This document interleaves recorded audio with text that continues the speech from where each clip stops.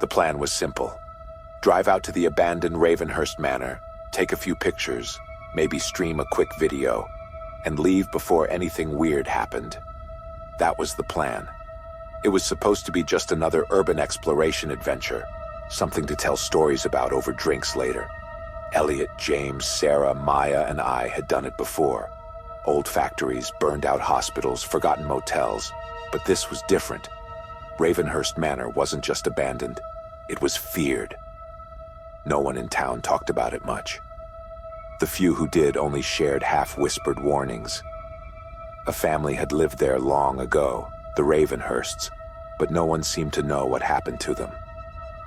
One day, the house had just been empty, left to rot, its windows black and hollow, its doors barely hanging onto their hinges.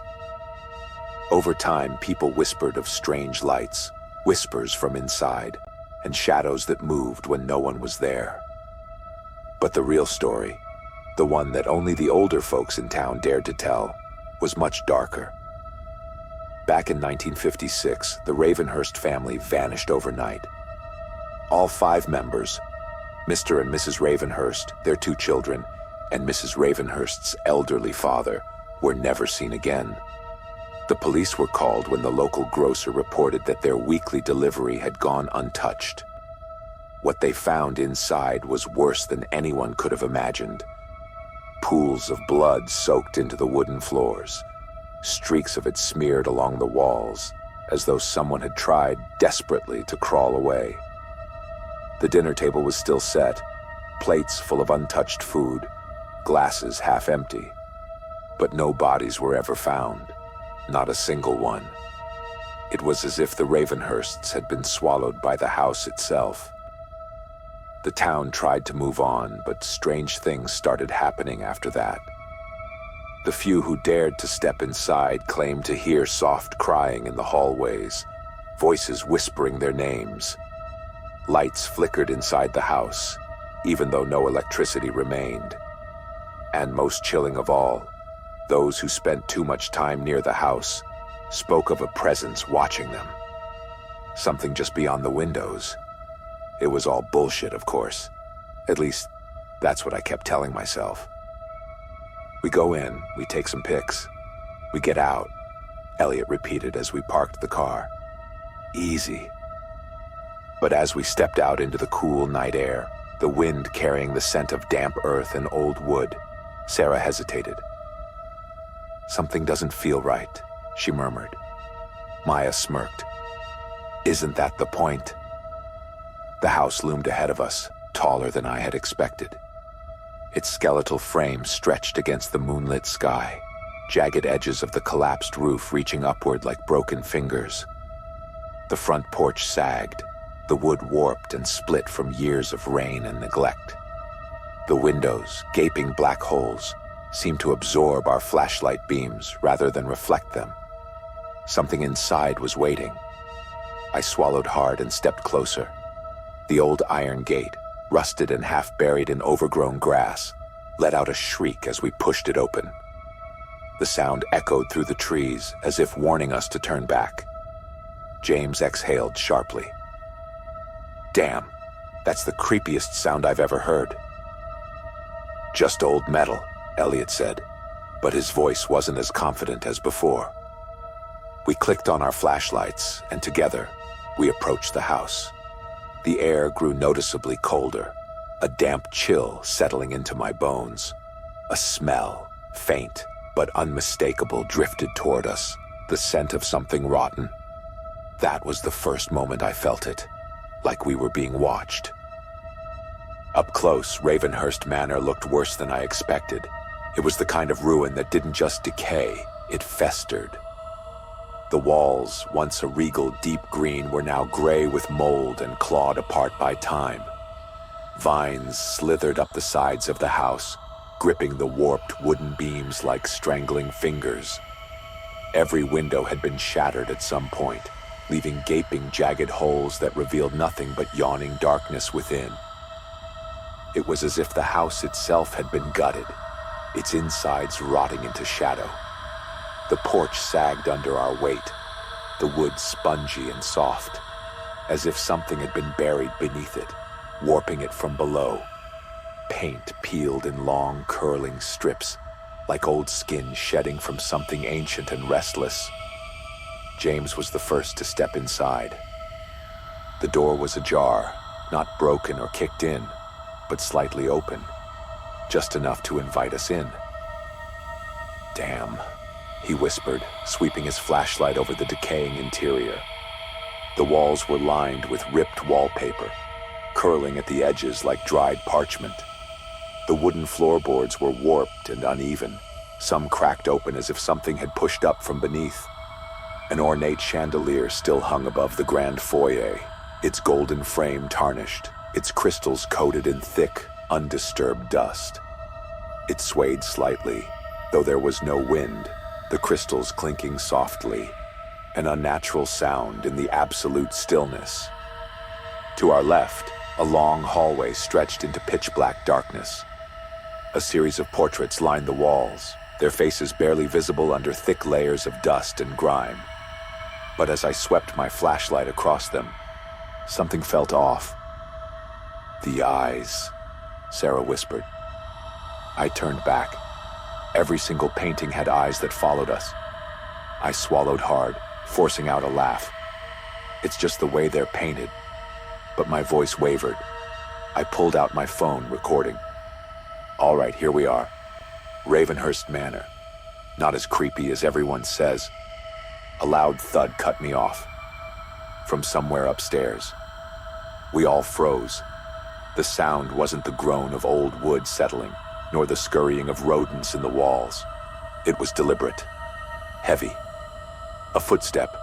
Maya laughed nervously. "Raccoon?" Sarah didn't answer. She was staring at the grand staircase, her flashlight trembling slightly. The stairs were lined with a thick, faded red carpet, moth-eaten and stained in spots that looked unsettlingly like dried blood. At the top, the hallway was almost completely swallowed in darkness. The upstairs railing was broken, jagged wood sticking out like splintered bones. "There's something wrong with this place," Sarah murmured. "It feels wrong." James rolled his eyes and took a step forward. "Come on, it's just an old..." Then we heard it. Footsteps, upstairs, slow, deliberate. A dragging sound followed, a long scrape against the wooden floor. Then a whisper, so faint we almost didn't catch it. "You shouldn't be here." The flashlight in my hand flickered. Sarah gasped. "Did you hear that?" Maya nodded slowly, her eyes wide. I think it came from that room." She pointed toward an open doorway at the top of the stairs. The door stood slightly ajar, the darkness inside impenetrable. Something shifted beyond the doorway. A shape, a figure. A shadow detached itself from the darkness. And then, in the silence, something moved in the shadows at the top of the stairs. Something that wasn't supposed to be there. No, we're leaving." Maya turned on her heel, heading straight for the door. James grabbed her arm. "Wait, we have to check it out." "Check it out?" Sarah hissed. "Did you not just hear that?" Elliot, always the fearless one, took a deep breath. "It's probably just the wind messing with the old house. Let's just be quick." We moved cautiously, each step up the creaking stairs sending puffs of dust into the stale air. The hallway stretched into darkness, doors barely hanging on their hinges. The walls were lined with old, tattered portraits, their painted eyes watching. Sarah shined her flashlight into one of the rooms. A child's bedroom. The air inside was different, thicker, heavier, as if something lingered there, unseen. The floor was coated in dust, but small footprints trailed across it, leading from the bed to the doorway.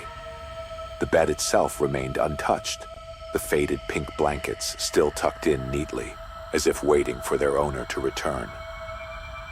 A single wooden rocking horse stood in the corner, its surface chipped and rotting. The strangest part, it was still moving.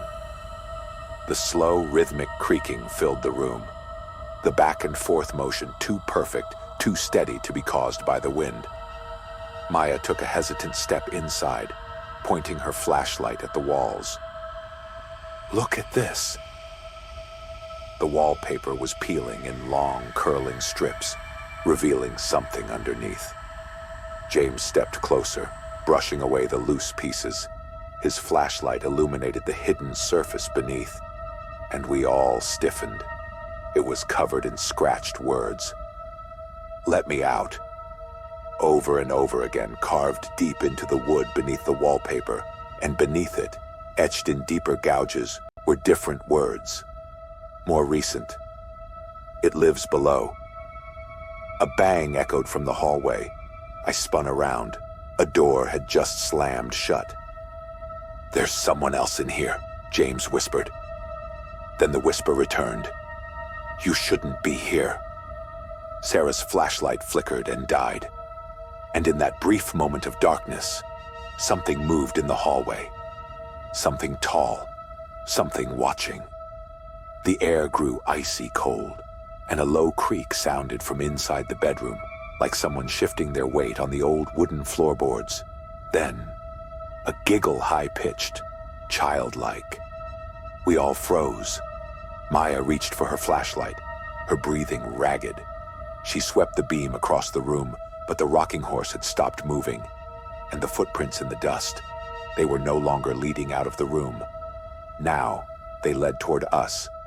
A scraping sound filled the air, the sound of small fingernails dragging along the wooden floorboards. And then we saw it. The bed covers shifted, just slightly, as if something underneath was breathing. Sarah let out a strangled gasp, stumbling backward into James. Then, the closet door creaked open. Not fast, not sudden slow, deliberate. The darkness inside the closet seemed deeper, too black, too empty. I lifted my flashlight, my fingers trembling. The beam cut through the shadows and landed on something inside, a pair of small, bare feet, standing motionless on the closet floor. A sharp inhale filled the room, not ours, the breath of something else, something that had been waiting. The door slammed shut. We bolted, racing down the hallway, skidding across the wooden floor, barely able to breathe. Another whisper, louder this time. "You shouldn't be here." A door at the end of the hallway burst open on its own. Inside, the staircase leading downward, a place we hadn't seen before, a place that led to whatever had been living below. "Run!" Maya screamed, bolting down the stairs. We followed, but just as we reached the front door, it slammed shut with a force that rattled the walls. The air was suddenly thick, suffocating, wrong. "The basement!" Elliot shouted. "There's got to be a way out through there!" James hesitated.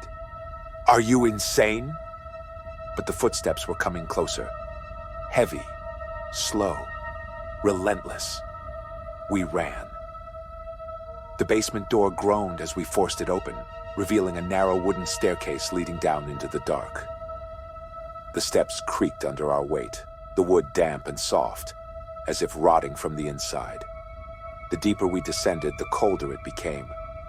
Not just a normal chill, a deep, piercing cold that felt unnatural, sinking into our bones. The air smelled of mold, damp earth, and something else, something metallic. I shined my flashlight ahead. The basement was massive, bigger than we had expected. Stone walls stretched out on either side, disappearing into shadows. Rusty pipes lined the ceiling, dripping water that echoed through the hollow space. Shelves stacked with rotting crates, broken jars, and old tools lined the walls, forgotten and left to decay. Then my flashlight landed on something else. A trapdoor. "This is it!" Elliot shouted. "It's got a lead outside!" He rushed forward, kneeling beside the heavy wooden door and yanking at the rusted handle. It barely moved. "Help me with this!" he grunted, straining against it. James and I joined him, gripping the edges, pulling with all our strength. The old wood groaned in protest before snapping open with a loud crack. We all stumbled back, and we saw what was underneath, a pit, deep, stretching into absolute darkness. The walls of the hole were lined with claw marks, long, jagged scrapes that dug into the stone as if something had tried to climb out. And inside it, something moved. Not just one thing, many things. At first, they were just shadows, shifting in the depths. Then, as our flashlights adjusted, we saw them. Twisted, elongated hands reached upward, clawing, grasping, pulling themselves toward the light. Their fingers were too long, too thin. The skin stretched tight over bony, unnatural joints. A low clicking sound echoed from below. A sick chittering noise, not human. Then we heard it. The whisper, no longer faint. "You shouldn't be here." It didn't come from the pit. It came from behind us. Sarah screamed. I spun around, my heart hammering. Something was standing in the shadows of the basement. Tall. Too tall. Its head nearly touched the ceiling, its shape barely visible. A shifting mass of darkness, its form wavering like mist. Two eyes blinked open. Not eyes. Holes. Empty black voids staring directly at us. The trapdoor slammed shut on its own. Elliot grabbed my arm. "Go!" We ran, scrambling up the stairs, the basement walls closing in around us. The air felt heavier, as if the house itself was pushing against us, trying to keep us inside. A deep, guttural growl rumbled from below. Something was climbing up the stairs after us. James reached the door first, ripping it open. We burst into the main hallway, gasping for breath. The house was different now. The air wasn't stale anymore. It breathed, and the whisper followed us, crawling up the stairs like a rising tide. "You shouldn't be here." Screams filled the air. James grabbed Sarah and shoved her toward the stairs. Maya scrambled after them, sobbing, her breath coming in ragged gasps. The air had changed. Thick, suffocating, alive. Elliot hesitated, frozen, staring into the pit as if something was staring back at him. His body was rigid, locked in place as if something unseen was holding him. Then something grabbed his ankle. He screamed, a raw, primal sound. The grip was inhuman, strong, cold. I barely saw it, only a glimpse. A pale, elongated hand, its fingers stretching impossibly long, wrapping around Elliot's leg. Its nails were jagged, splintered, digging into his skin. Elliot kicked wildly, his boot colliding with something solid, but the grip did not loosen. Instead, it tightened. James lunged forward, grabbing Elliot's arm and yanking him backward with all his strength. I heard the sickening squelch of flesh tearing, followed by a shriek. Not human, not animal, something else. The whisper returned, but now it was a chorus. "You shouldn't be here." The basement shook, the very walls groaning as if something immense was waking up beneath us. "Go! Go now!" I screamed. We stumbled up the stairs, half running, half dragging Elliot, who was gasping in pain. The house was against us now, its walls vibrating, the stairs splintering under our feet. The door frame seemed to stretch, warping, as if trying to swallow us whole. James reached the door first, his fingers fumbling at the knob. The door wouldn't budge. "Help me!" he shouted, throwing his weight against it. Maya joined him, slamming her shoulder against the wood. Nothing. Sarah turned back toward the basement stairs, her eyes widened in absolute horror. I followed her gaze and my blood ran cold. They were crawling out. Hands, dozens of them. Pulling themselves up from the pit, their grotesque, elongated forms writhing in the dim light. And behind them, towering over all of them, was the thing from the shadows. It no longer shimmered, no longer flickered like mist. It was fully solid, and it was moving toward us. I slammed into the door, my panic overtaking me. The house moaned, as if laughing at our struggle. Then, without warning, the front door flew open on its own, as if the house was spitting us out. We didn't think. We ran. Out into the night, into the open air, lungs burning, legs numb. The cold wind hit my face, but I didn't stop running until we reached the car. James fumbled with the keys, cursing under his breath, his hands shaking too much to get them into the ignition. "Hurry!" Maya sobbed, clutching her chest. Behind us, the house stood, silent now, still, too still. The whisper had stopped. The wind had stopped. The entire forest felt dead. James finally got the engine to roar to life, the headlights cutting through the dense fog that had settled around the manor. "Go," Elliot rasped, his face pale, his legs still bleeding. We peeled out of the driveway, tires skidding against the gravel, not daring to look back. But Sarah did. And as she turned in her seat, her breath hitched. She reached for my arm, nails digging into my skin as she whispered, voice trembling. "The window." I turned my head, my stomach twisting into knots. There, in the upstairs window, silhouetted against the night, was a tall, shadowed figure, watching, waiting, for the next visitors.